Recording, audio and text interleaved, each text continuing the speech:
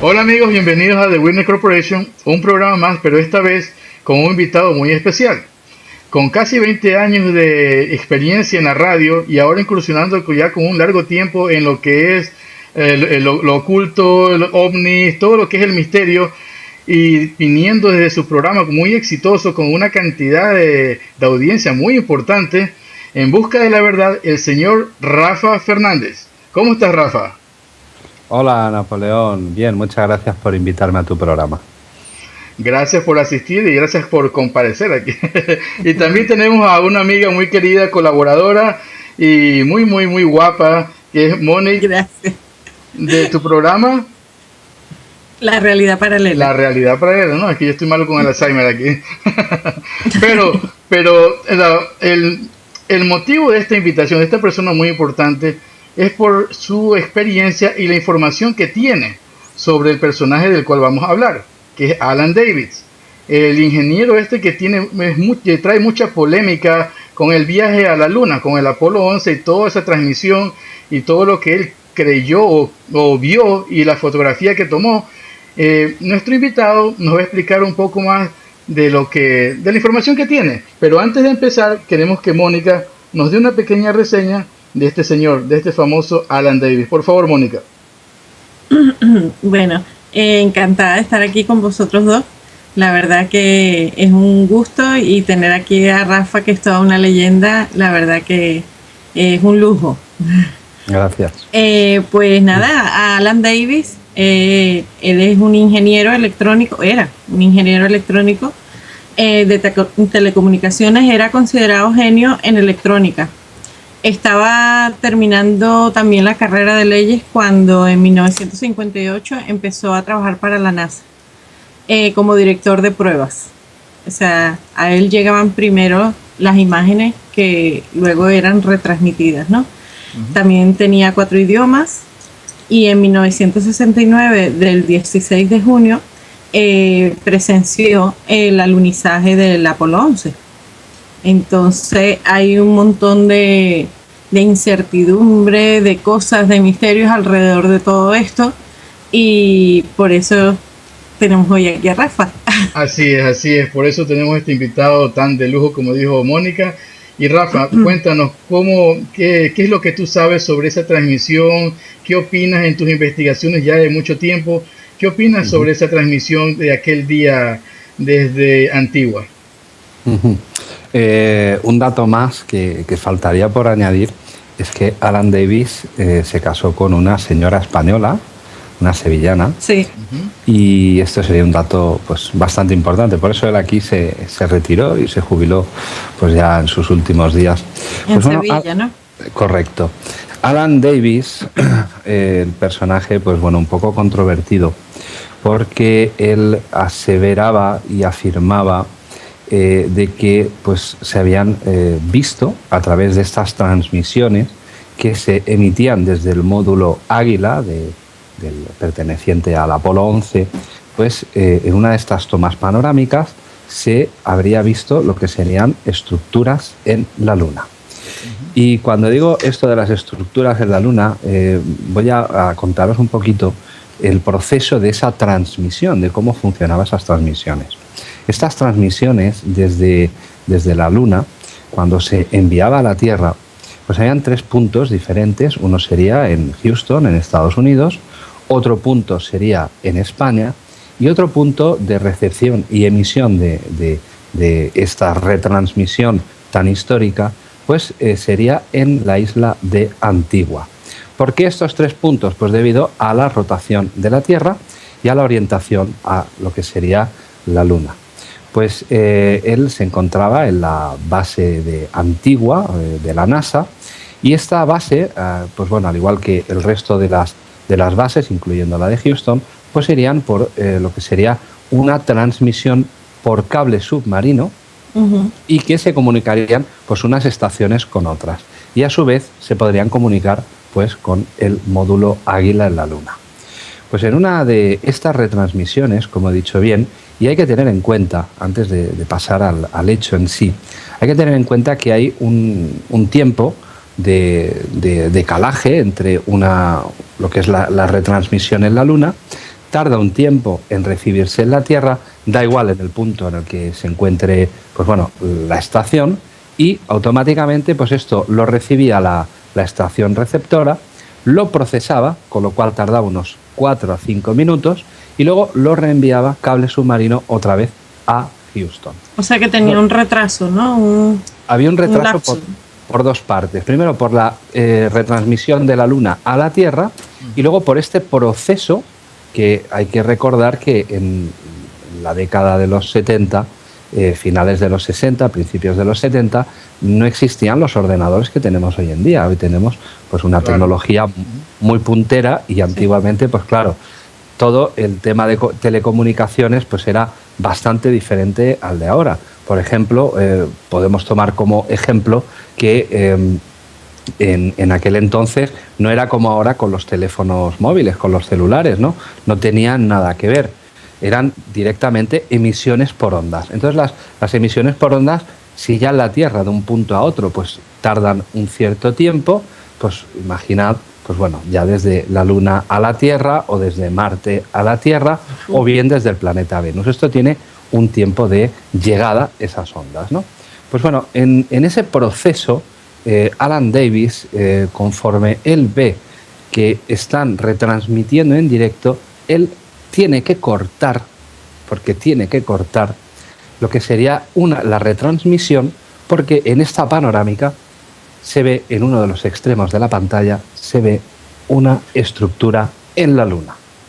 Esto sería el hecho tan polémico. Luego, si queréis, pasamos a debatir si era un decorado, si no era un decorado, porque hay muchísimas teorías al respecto, pero esto fue el hecho que hace que a Alan Davis, pues bueno, luego se le califica de que está loco, de que todo lo que dice es mentira, pero que él juraba y perjuraba que esto era tal y como él lo había visto. No obstante, pues él, al ver esto, él corta esta transmisión, y hay que tener en cuenta que había dos transmisiones. Estaba la transmisión que se enviaba a Houston y la transmisión que se enviaba a la televisión pública de los Estados Unidos, o en este caso en el mundo. Con lo cual, la retransmisión pública, él tiene que cortarla para que esto no se llegue a ver.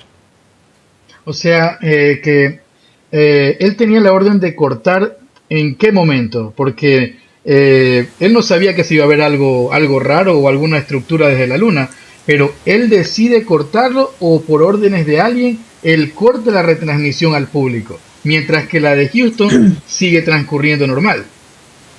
Ajá. Él, teóricamente, vamos a ver, cuando se va a la Luna, supuestamente no se sabe lo que uno se va a encontrar allí. Entonces, evidentemente, él sí tenía pues ciertas directrices. Sí, yo creo que le habían dictado lo que debía de hacer. Lo que es anómalo es que en la Luna se encuentre este tipo de estructuras, cuando es sabido por todos que la Luna pues es inerte, no hay nada, es un objeto que está flotando alrededor de la Tierra.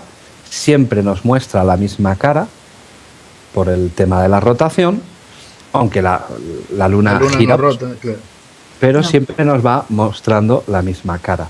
En su traslación. Alan Davis tiene que cortar esta transmisión, porque evidentemente pues ya iba pues con ciertas directrices, o bueno, ciertas órdenes de que si se encontraban anomalías, él tenía que cortarla. Yo creo que sí, que es así como tú dices, que tenía unas órdenes, porque si de todas formas el módulo lunar al alunizar hubiera habido un accidente, él tenía que cortar. Claro. Él tenía que cortar. No como ahora, que cuando una de las naves de ahora, cuando explotó el Columbia o todo eso, en vivo se ve que explota y sigan transmitiendo, y qué pena que todo explotó. Pero sí, parece que ellos o él ya como tenía la orden de que si antes de enviar algo a la Luna ya sabían más o menos lo que podían encontrar, y que si eso pasaba por la transmisión, él tenía que cortarlo. O sea, esas dos transmisiones, la que va para el público y la que va para Houston, tenía que cortar al público. Pero también se dice que, al menos en España, en televisión española, también recibieron la orden de desalojar a las personas, a los periodistas que estaban ahí. Desalojar a las personas del plató. Los invitaron a desalojar unos 5 minutos. Sí, de hecho, el Santiago Vázquez, padre, que Santiago Vázquez, hijo, también es, pues bueno, es divulgador de temas de misterio, con muy buenos programas. Y este señor, pues bueno, le dan, pues los invitan a salirse de esa sala donde se está viendo este alunizaje del Apolo 11, o sea, del módulo Águila. Los invitan a salir. Ellos no saben por qué, pero tienen que salir de esta sala, cierran las puertas, permanecen durante unos 4 o 5 minutos exentos de lo que está ocurriendo en el interior y llega un momento determinado que abren otra vez las puertas y los dejan entrar. Con lo cual aquí hay unos 5 minutos que no se sabe el por qué. Los invitan a salir. Los invitan a salir. Esto es muy curioso y de hecho Santiago Vázquez, padre, en muchísimas ocasiones, en Radio Nacional, en la cadena SER, él lo comenta. O sea, él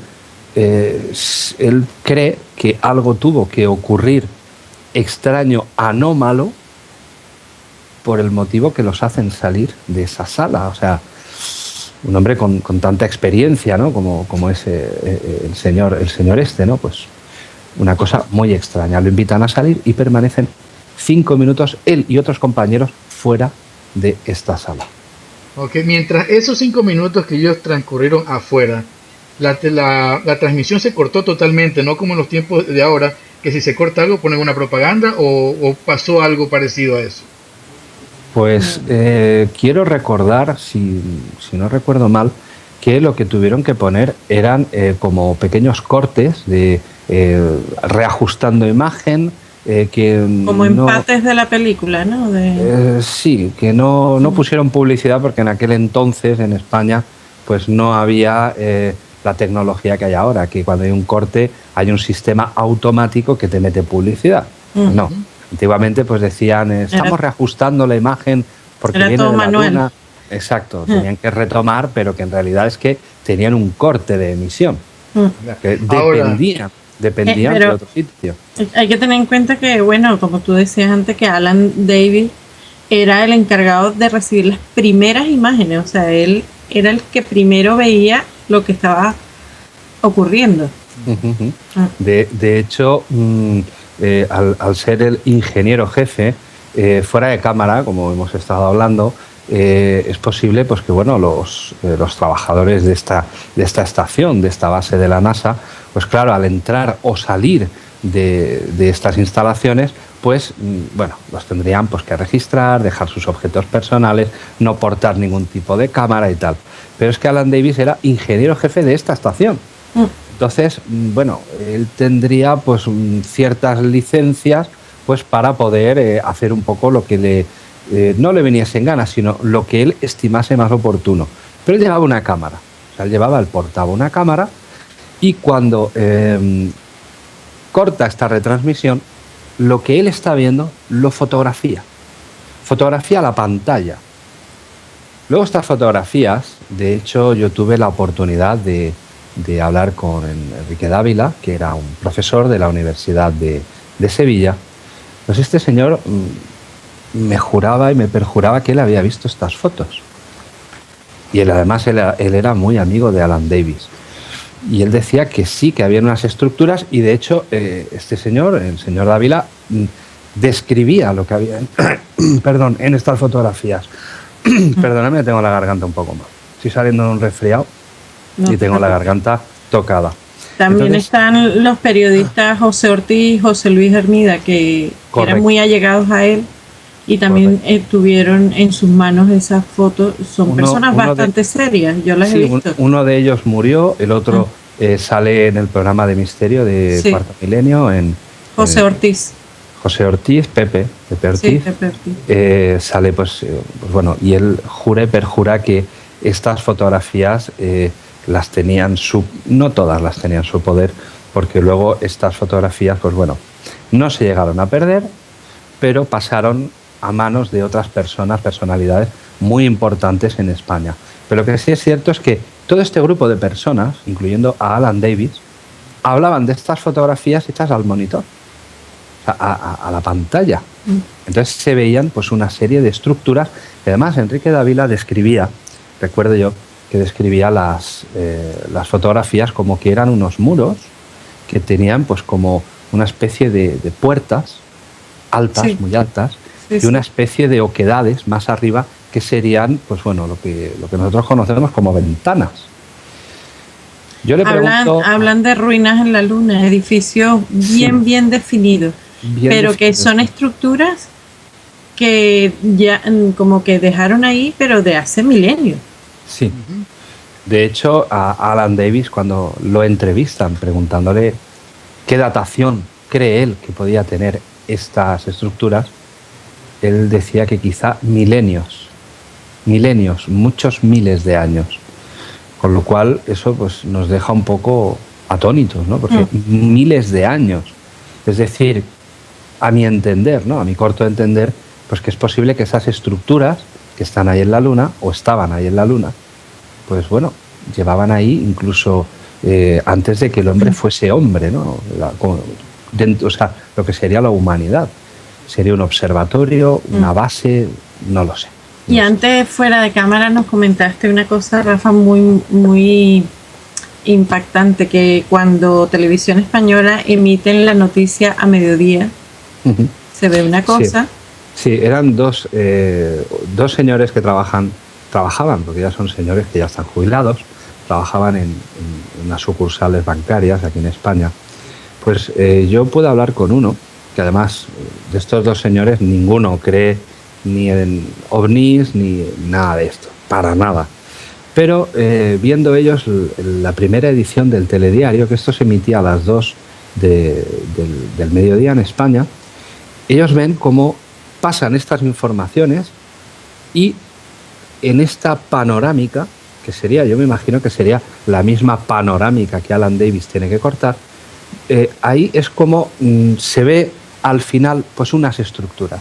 Entonces cortan esa secuencia y el presentador, el periodista, sigue hablando y ya pues pasa a otras noticias. Automáticamente este señor levanta el teléfono y llama a este otro compañero suyo y le dice, oye, ¿has visto lo mismo que yo? Porque claro, antiguamente solo había una cadena de televisión en España en aquella época. Ahora hay muchísimas más, pero solo había una, que era la cadena estatal. Pues bueno, este señor le contesta de que sí. Él ha visto algo, dice, oye, ahí había algo que era como una especie de edificación. ¿Tú has visto lo mismo? Dice, sí, sí. Dice, mira, vamos a esperar esta noche al telediario de la noche a ver si lo volvemos a ver. Pues con tan mala fortuna que cuando llega el telediario de la noche no lo ven porque esa secuencia está cortada un poquito antes. Ya fue editada. Pero otra cosa, en el rato del corte, en los 5 minutos, para cortar una cinta en ese tiempo era cortar la cinta y pegarla. O sea, empatarla. Empatarla en esos tiempos, porque eran cintas. Y para ya cuando pasó al telediario, entonces el siguiente día también fue editada en la televisora. Pero mientras el señor Davis estaba editando, él era el ingeniero de jefe y tenía su gente trabajando con él, él estaba, la otra transmisión de Houston estaba corriendo. Él tuvo oportunidad, si tenía una cámara, de seguir tomando más fotografías del total de las ruinas que supuestamente se veían ahí. Sí. Entonces, y se supone que esas son las fotos que los periodistas y otras personas vieron, pero que ahora están en manos de otras personalidades. Pero, ahí viene el pero. Si nos ponemos a ver que al menos en los Estados Unidos acá otros investigadores hablan que incluso Stanley Kubrick dijo que él formó parte de la escenografía y filmó toda esa, como dicen acá, la pantomima del hombre en la luna. Si cuando esta transmisión, porque el señor David, él no sabía lo que estaba pasando acá en los Estados Unidos, él estaba recibiendo la transmisión supuestamente desde la luna, y se llega a ver un momento que él ve ventanas, ve puertas, tal vez podía ser parte de la escenografía, pero esta gente que estaba alerta, que le dijeron, si usted ve algo raro, ¿sabe qué? Córtelo. ¿Por qué? Porque podía darse la posibilidad de que se viera la escenografía que el señor Kubrick estaba haciendo, de todo el trabajo que ellos estaban planificando en ese tiempo, para que crean que el hombre estaba llegando a la luna. Claro. Entonces, yo no digo que el señor Davis está mintiendo, porque él, en realidad, él vio y tomó la fotografía, y lo que los periodistas vieron de parte de él sigue siendo verídico, pero hay que tener en cuenta que lo que hizo Stanley Kubrick puede ser, y él mismo en una entrevista lo dijo, sí, yo filmé El hombre a la luna y no fue verdad, fue toda una película creada por él. Entonces, ahí viene la pregunta. Pero yo creo que fue una película creada por si ocurría algún desastre, ¿no? Para que los Estados Unidos no quedara mal, ¿no? En el aspecto de llegar a la luna. Hombre, es que vamos a ver, aquí hay varias controversias, ¿vale? Hay varias cosas anómalas. Por ejemplo, hay una cosa que a mí no me cuadra y hemos hablado varias veces de ello. Perdón, es de esta retransmisión que hacen desde la luna hablando en directo con el presidente Nixon. Sí. Vamos a ver, como he dicho antes, la luna, cuando emite algo aquí a la Tierra, tarda pues 10 minutos, 7, 8, 10 minutos. Entonces, una retransmisión en tiempo real es imposible. ¿Vale? Exactamente. Eso lo vamos a remarcar para ahora para ir descartando. Ir descartando cosas y seguir hablando de este tema.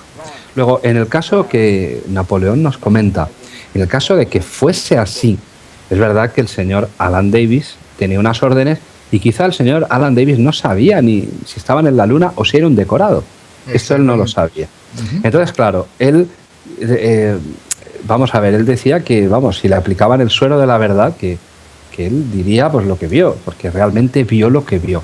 Ahora, también pudo haber un desconocimiento de qué se estaba emitiendo por parte del señor Alan Davis. Esto sí que es algo real, pero claro, luego hay muchísimas cosas que no cuadran. Porque claro, hay que recordar que la tecnología de los Estados Unidos, o de la NASA en este caso, era una tecnología proveniente de la Segunda Guerra Mundial. Después de la Guerra Mundial, de la Segunda Guerra Mundial, pues hay un periodo de estancamiento por parte de Estados Unidos, nunca mejor dicho, a nivel tecnológico. Entonces, cuando el señor Kennedy dice que van a subir a la Luna y que tienen que cumplir este propósito, pues claro, vamos a ver, ¿con qué tecnología es con la que van a la Luna? Van con unos botes de chapa, de lata. Exactamente. O sea, van con una tecnología muy, muy precaria. O sea, imaginemos un granito de arroz. Es que volando. El módulo, nada más la pared del módulo era fina como el papel alba. Claro, era de el papel aluminio que aquí claro. Luego hay fotografías que NASA las expone y que son cuestionadas por muchísimas personas. Por mí o sea, yo cuestiono también estas fotografías de lo que es el módulo Águila, de los astronautas dando saltos por aquí y por allá, porque hay una serie de sombras y luces, pues que bueno, el que entiende un poquito de imagen, tampoco hay que ser un gran experto, no hay que ser Steven Spielberg, ¿no? Pero bueno, el que entiende un poquito de imagen, pues se da cuenta que, bueno, yo ahora mismo tengo un foco que me está alumbrando la cara. Si yo pusiese otro foco, proyectaría diferentes sombras. Claro. Entonces, el sol... Y hoy en día con los programas esto como el Photoshop, pues puedes ver muchas anomalías en Entonces, y sobre todo, por ejemplo, cuando está bajando el astronauta, ¿quién le está tomando la foto? Sí, cuando despega la nave y cuando llega, en fin, unas cosas muy raras, ¿no? Sí. Entonces, claro, se ven en estas fotografías varias proyecciones de sombras y luces, por lo cual el Sol, que es una estrella potentísima y que debido a la falta de atmósfera en la Luna, pues irradia pues una luz muy potente, pues claro, se ven varios puntos y varias sombras y eso pues no concuerda. Yo creo que esto también se debe un poco a que la carrera espacial pues fue todo muy deprisa, al retortero, en plan vamos a ganar. Vamos a llegar primero. Claro, a los soviéticos, pero no fue todo lo que en realidad tenía que ser. Entonces yo, a mi parecer, yo lo que dices tú, Napoleón, no lo veo muy descabellado, te digo la verdad, porque yo soy de los que piensan en que se fue a la Luna, pero no de la manera que lo hemos visto ni que nos lo han contado. Porque la tecnología que tenían no era como para llegar allí tan despacito, posarse, que todo fuese, pues bueno, en plan echando flores, bombo y platillo, y un gran paso para el hombre y un pequeño para la humanidad. ¿O no? Por eso yo creo que también prepararon una película, porque se preveía que podía ocurrir un accidente. Sí. Y cuánto, antes del Apolo 11, otros Apolo, los primeros, también terminaron en desastre. Sí, bueno, hay las misiones Apolo anteriores. El Apolo 10, que fue uno de los que rotaron la Luna y no llegaron a posarse, pues también iban en otro bote de lata espacial, que sí, es verdad. Que y el Apolo 13. Y es muy sabido por todos que en ese momento, al César lo que es del César, y hay que reconocer que la Unión Soviética en aquel momento iba muy por delante de los Estados Unidos. Exactamente. Ajá. Los Estados Unidos estaban dormidos, estaban adormecidos en cuanto a la carrera espacial, porque ellos estaban en otros desarrollos armamentísticos diferentes, pero los rusos, que son así de simpáticos, llevaban muy bien la carrera militar, lo que es toda la tecnología, pero ellos ya habían sacado al primer hombre fuera de la Tierra. Entonces iban muchos años tecnológicamente por delante, y de hecho he sabido que se envían sondas a Venus por parte de la Unión Soviética antes que por parte de los Estados Unidos. O sea, la Unión Soviética tenía un desarrollo brutal en este aspecto. Entonces yo creo que Estados Unidos jugó un poco, pues bueno, a publicitarse. Fue un poco pues la película que estaba comentando ahora Napoleón, y bueno, pues de Stanley Kubrick, con lo cual es cierto lo que llegamos a ver. Yo creo que no del todo.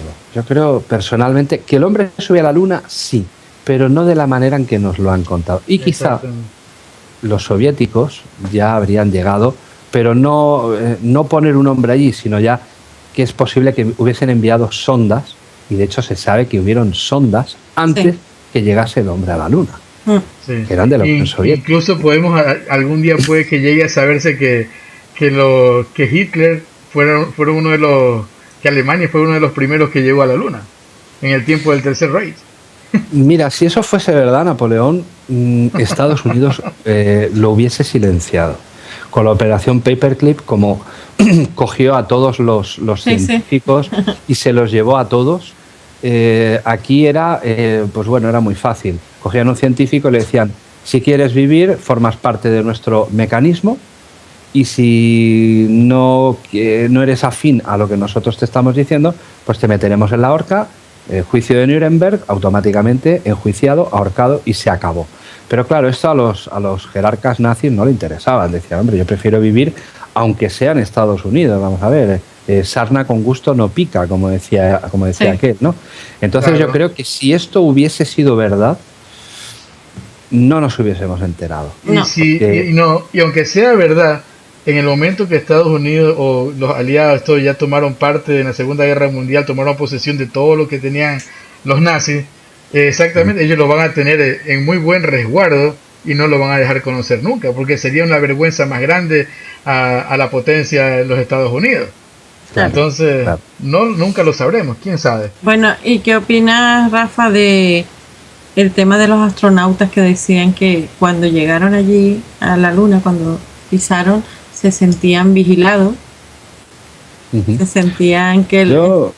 Yo creo que, vamos a ver, una máquina, tú envías una máquina a otro planeta, a la Luna, una sonda, y bueno, las sondas, pues bueno, son muy objetivas, hacen una serie de fotografías, pueden hacer una serie de operaciones, pero el factor humano, la sensación de que diga un astronauta: nos sentimos observados, o están aquí, o los hemos vuelto a ver, eso no lo puede decir una sonda. Eso es el factor humano, o sea, es la percepción de saber si alguien te está observando o si hay alguien que está un poco más allá y qué es lo que está haciendo.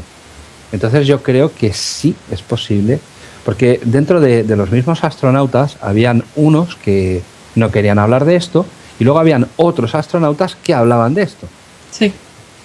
Entonces, claro, cuando alguien lo niega después de que 4 o 5 lo afirman, para mi modo de ver, la negación no da lugar, porque si lo afirma uno, dices: bueno, este tío se ha vuelto majara, se ha vuelto loco, pero cuando lo afirman 2, cuando es un grupo de astronautas que lo comentan, y que incluso entre ellos dicen: bueno, esto lo vamos a dejar en secreto y tal, porque luego esto se ha filtrado en lo que son los archivos desclasificados de la propia NASA. Hace poco se ha hablado del Apolo 10, cuando rota la Luna, que se oye una música, ¿no? Luego los científicos le quieren dar 200.000 explicaciones, pero bueno, en todo momento ellos se sienten observados. Incluso, no recuerdo qué astronauta, que cuando están antes de llegar a la Luna, que están camino de la Luna, pues ven como unos objetos se van acercando a ellos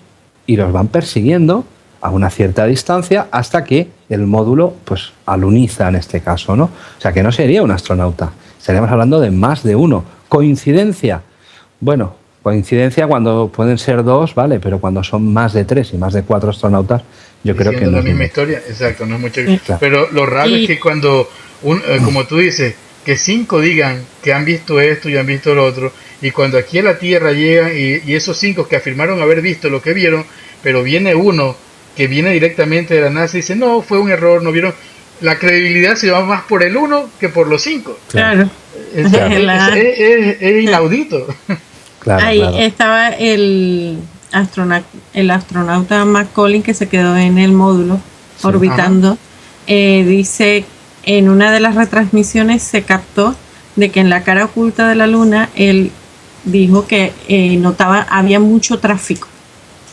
Eso es lo que te iba a preguntar, que dice, hay mucho tráfico, pero hay que ver que quién sabe, lo que yo pienso, mi forma personal de pensar, que mientras Kubrick estaba filmando todo eso y que la persona que se quedó, se les escaparon cosas como esa. Claro, y mientras él está en la parte no cortar a tiempo, entonces se vieron cosas. Sí, por lo mismo, mientras él estaba en la cara oculta, dice, hay mucho tráfico. Quién sabe si a lo mejor había mucho tráfico en el área donde estaba, había mucho tráfico de carros y hacía mucha bulla, alguna cosa, porque nunca dijo tráfico de qué. Hay mucha gente que dice había mucho tráfico de ovnis, pero es que no van a haber tantos ovnis. Hay tantas cosas que se pueden pensar sobre eso. Hay anomalías, ¿no? Lo que es muy curioso es cuando hablaban ellos entre ellos mismos, que utilizaban palabras clave. Y dice uno, ¿palabras clave para qué? ¿Para qué utilizaban esas palabras clave? ¿Por qué?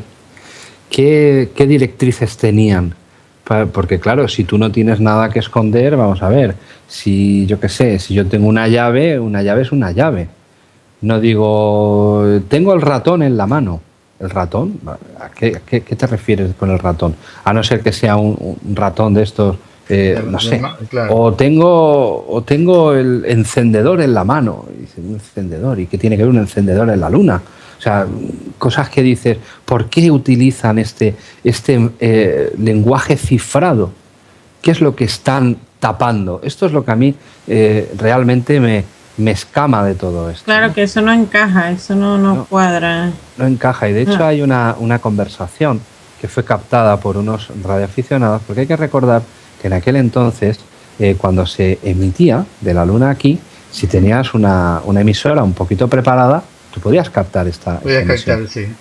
Perfectamente. Pues hay unos radioaficionados que no eran profesionales que lo captan estas. Entonces dicen, sí, están ahí fuera, los volvemos a ver. O sea, tienen una conversación y el propio Houston les dice, bueno, cambiar de frecuencia, cambiar de sitio, no digáis tal, hablar en clave. Y dices, bueno, ¿pero para qué? Si no hay nada que esconder, ¿qué es lo que está pasando? Pero también hay una cosa que a mí también me escama, que es que ¿cómo podían hablar en tiempo real con Houston?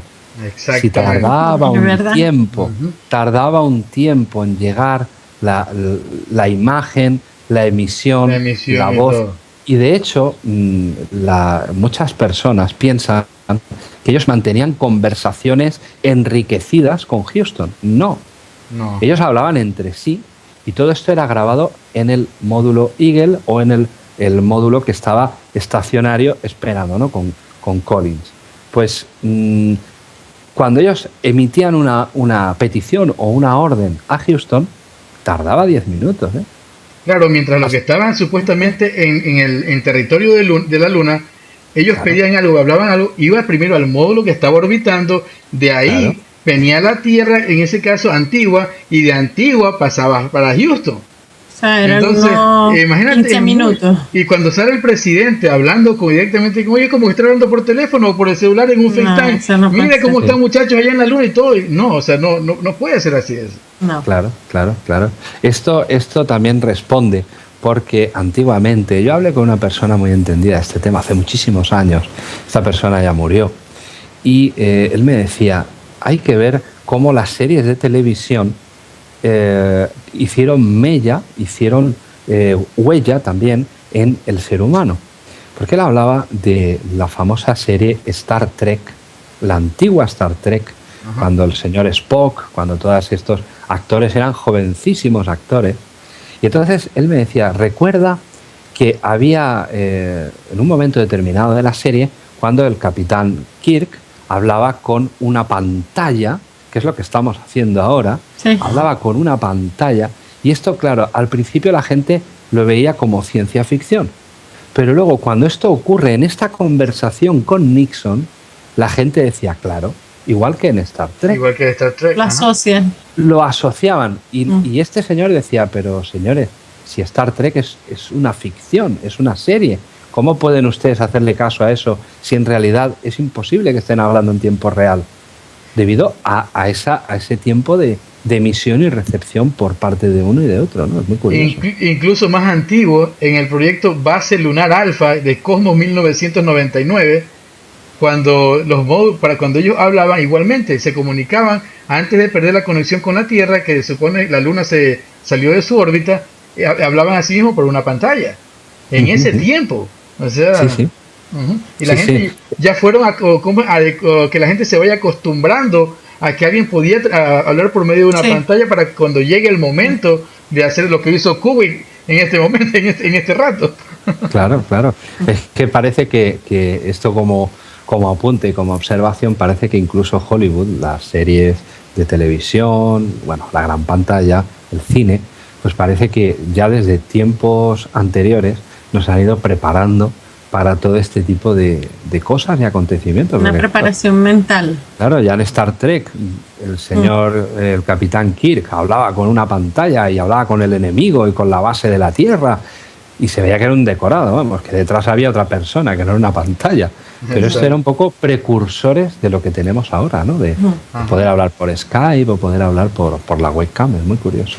Incluso hasta la forma de transferir la gente a los planetas, la forma de que la teletransportación que se supone que ya ahora ya existe y hay testigos por ahí y tanta gente, pero o sea, todos nos van preparando poco a poco para lo que ya cuando llegue, sí, eso ya todo hace mucho tiempo, ya no, o sea, nadie se asombra. Para que te sea familiar. Claro. Para que te sea familiar. Pues muy curioso todo el tema de la Luna. Y yo mantengo e insisto de que yo creo que el hombre estuvo en la Luna, pero no tal y como nos lo contaron en su momento. No, hay muchas cosas ocultas. Hay algo detrás que no acaba a mí de cuadrarme debido a todas estas anomalías, emisiones, fotografías, que todo quedara muy bonito. En fin, podía haber ocurrido un gran desastre. De hecho, no ocurrió, pero yo me temo de que no fue tan de rositas como nos lo quieren pintar. Eso sí que es verdad. Claro, llegar tan cómodos a la Luna y brincar y tomarse la foto, porque un viaje con la tecnología que tenían, salir de la atmósfera, llegar a la Luna y no va a llegar tan felices a bajar de... No, exactamente. Era un suicidio.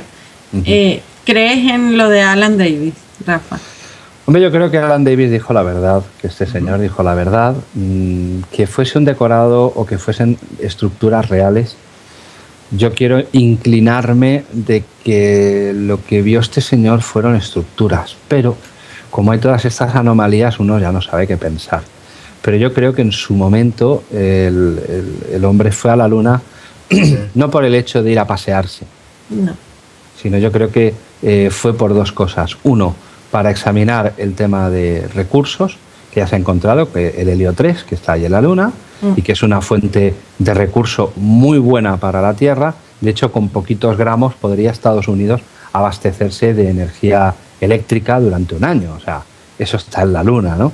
Y luego, por otro lado... ¿Con cuántos gramos, perdón? Con poquitos gramos, con 16, 17 gramos. 17 gramos, ajá. de helio 3. Y esto está en la Luna. Y por otro lado, pues bueno, fueron allí, aparte de por tema de recursos, para ver, pues bueno, qué es lo que realmente hay allí, qué es lo que se podían encontrar, y evidentemente o efectivamente se encontraron algo más de lo que ellos esperaban. Claro. Yo creo que esto fue así. El tema de las energías es un tema que, si bien estamos, sería para otro programa. Y nos gustaría invitarte, Rafa. Sería para otro programa, y yo hago un inciso en esto, hago un breve apunte. El que nos está viendo y piense que todo lo que hace NASA, ESA o cualquier agencia espacial, que lo hace de forma altruista por la ciencia no es altruista, la ciencia hay una economía detrás, y lo hacen por el tema de recursos porque ya están encontrando muchas cositas en Marte que, oye, si Estados Unidos tiene el monopolio, oye, esto estaría muy bien, ¿no? Imaginad, por poner un ejemplo, que encuentran oro y se vende el oro de Marte. Si ya el oro de la Tierra es carísimo, pues imaginad 1 gramo de oro de Marte. Esto tiene que ser ya pues la leche, esto sin contar, pues bueno, que encontrasen pues otro tipo de recursos. Pero yo creo que es lo que hacen es esto. Hace mucho tiempo escuché que por ahí había un meteoro tan grande, que contenía cantidades de diamantes. Imagínate, ya están con la tecnología que tienen y todo, ir a capturar ese meteoro y traerlo, porque imagínate cuánto costaría un diamante que venga del espacio. No, si los que se venden aquí, claro, no, sí. Ahí sería pobre de nosotros, porque las mujeres, si aparte de que quieren un diamante de lo que tenemos, de lo que hay aquí, nos han de pedir uno fuera del espacio. Ya lo dice la frase, diamantes para toda la vida. Rafa, pero algo muy importante que dijiste cuando casi estábamos empezando, de una investigación muy buena que tú hiciste sobre Venus y sobre los rusos. Te felicito, muy buena investigación sobre Venus. Sí. Y yo invito a los amigos que a ver si lo colocamos por aquí, link, para que visiten tu página y vean el programa, porque estuvo muy buena esa investigación, muy buena. Bueno, los programas en general de En Busca de la Verdad son bastante completos, son bastante complejos, y te quedas corto porque a veces duran, como hace poco hiciste un directo de tu aniversario y la verdad que fue estupendo, fue 1 hora y pico, pero vamos, fue como si fueran 10 minutos porque era muy ameno, y la verdad que estuvo muy, muy bien. ¿Verdad, Rafa? Felicidades por tu aniversario, felicitaciones. Gracias, muchísimas gracias, y bueno, ya sabéis, estáis invitados todos a participar en mi canal y que os conozcan, y bueno, que podamos aquí pues tener una hermandad de ideas y de grupos de investigación, y que podamos divulgar, y lo que nos une, que es muy importante, es el misterio. Mucha gente el misterio piensa que es para separar, estar en discordia, y yo creo que todo lo contrario. El misterio, como digo yo en muchas ocasiones, el misterio no es un hobby, se nace con él, y que cuando conoces a personas, como en este caso vosotros, de diferentes puntos del mundo, pues lo importante es que el misterio une para muchas cosas, ya no solo por el tema de misterio, sino pues ideologías, pensamientos y sobre todo inquietudes que tenemos muchas en común. Así es. Pero que aunque no estemos de acuerdo, siempre ante todo hay un respeto, porque no siempre vamos a estar de acuerdo, pero lo más bonito es eso, mantener ese respeto por cada uno. Claro. Así es. Bueno, amigos, me ha gustado estar contigo, Rafa, compartiendo esto contigo, Monique también. Gracias por visitarnos, Rafa, aquí. Y esperemos que no sea la última vez. Esta es tu casa, tienes las puertas, es más, no tienes ni que tocar, pasa adelante. No. Vale. Y a ustedes, amigos que nos ven, amigos televidentes, gracias por abrirnos sus puertas una vez más, y esto será para la próxima. Y Rafa, te dejo la palabra, ¿alguna cosa que quieras acotar? Nada, simplemente que estoy muy a gusto con viejos conocidos y amigos como vosotros, y que, como has dicho tú, te tomo la palabra y entraré sin llamar a la puerta, que eso es lo que hacen los buenos amigos. Así es. Muchas gracias. Monique. Muchas gracias por este programa tan interesante, y espero estar aquí con vosotros más de una vez, con En Busca de la Verdad, con su radio, que es tan me encanta la radio que tenéis semanal, que la emitís en varios, se escucha en cuántas provincias. Alrededor de 10 emisoras diferentes. 10 emisoras diferentes. Pues es muy Qué interesante, bueno, todo el programa es muy, muy complejo. Y bueno, esperamos tenerte aquí siempre, la verdad que es muy grato y tus investigaciones son, de ti aprendemos mucho. Y yo de vosotros. Seguimos tus pasos. Bueno, amigos, mi nombre es Napoleón Reyes, de Witness Corporation. Gracias y hasta la próxima.